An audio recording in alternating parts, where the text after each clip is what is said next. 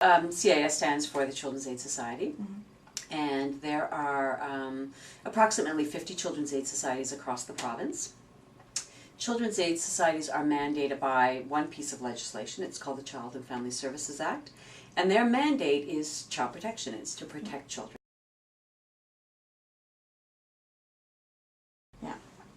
When we talk about child abuse, we talk about children who are intentionally hurt by a parent or a caregiver. Someone is intentionally harming them. Abuse is typically divided into three categories. One is physical abuse, so a child is injured through being hit, for example. Sexual abuse, which is self-explanatory. And emotional abuse, where a child's emotional needs are not being met. Okay. So those are the three forms of abuse. We also talk about a child who's being neglected, so their basic needs are not being met for food, for shelter, for safety. No, no, that isn't true. Parents are allowed to use reasonable force when they're disciplining children, and so that's allowed for. It's not, spanking isn't illegal as such, and so we don't support it. We believe that there's better ways in which to discipline children that don't include hitting children. However, it would be wrong to suggest that a tap on the hand is abusive. A parent is trying to discipline their child through this method. That's what happens mostly. Children do go back to their families. So the children or child is removed because it's unsafe. We would look to see if there was any other community or family member that could care for the child while the parent addresses the issues that we've identified that make it unsafe for the child. So perhaps that's addictions, mental health issues, their capacity to parent, any one of those things. So we would say, who is in your community, who is in your family, who we could approach, assess, and ask if they would care for this child. So often that happens too, and once the issues are resolved, then the child would return to the family.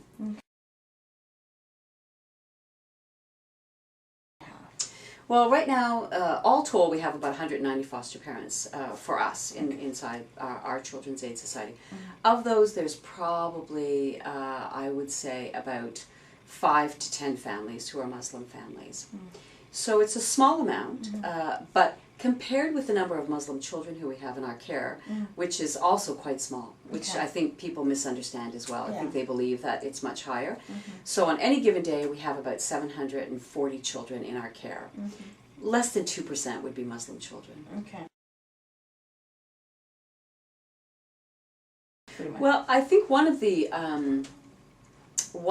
things that the community, and we've talked to the community about it as well, is where we say, if a child does have to leave a family and we're looking for a community member or kin, is what we call, to care for the child, is there a way in which the community can come forward to say, we'll care for that child. We are from the same community and we want to do that. So that for sure is one of the ways that help us, because then children don't have to go into homes where they don't know the family at all, Muslim or not, right? Yes, so yes, definitely. you would hope that children removed from their parents, which is a traumatic event for children, would be able to go to somebody who they know. So that's one of the biggest ways that we say to communities that would be helpful. I think we have a very good relationship with the Muslim community, which is improving all the time. And so sometimes it's a matter of cultural interpretation, and that's enormously helpful to us to understand, what does this mean within a particular culture? And so it's back and forth. It's an interpretation of what's the Children's Aid Society concerned about, and what does the Children's Aid Society worker need to understand about this particular family and this particular community. And there's lots of examples of that, of where we work with settlement workers, for example. So that's not just with the Muslim community, that's with a newcomer community where people are new to Canada and not understanding what a Children's Aid Society is and why we would become involved. Very few, very few, less than 2%, and we employ about 450 people. Okay. So that was the other area that I was going to suggest to for the Muslim community, is to consider social work and child protection as a place to, first as a career, and second as a place to come and work. So so it's important. That it's very important, yeah. And we want our organization to reflect the communities that we work within, and so that is an area that we keep wanting to push the margins on. So if your group is a young group that's considering what's my career choices, social work could be one of them. Well, I think what I really like to say to the community is that I think the other reputation that Children's Aid has, which I don't think is right, is that we don't want to work with community members when we become involved with a family. And that is not true. And we have lots of examples of families who will call in the community themselves to be a support to them. And that can only be positive, to have their own community come forward to say, we want to circle this family and support this family, so that whatever the issue is, wherever the Children's Aid got involved, we want to assist in helping change that. And that's enormously helpful to us, but most importantly, enormously helpful to the child, to get the child back home as quickly as possible. Excellent. Thank you so much.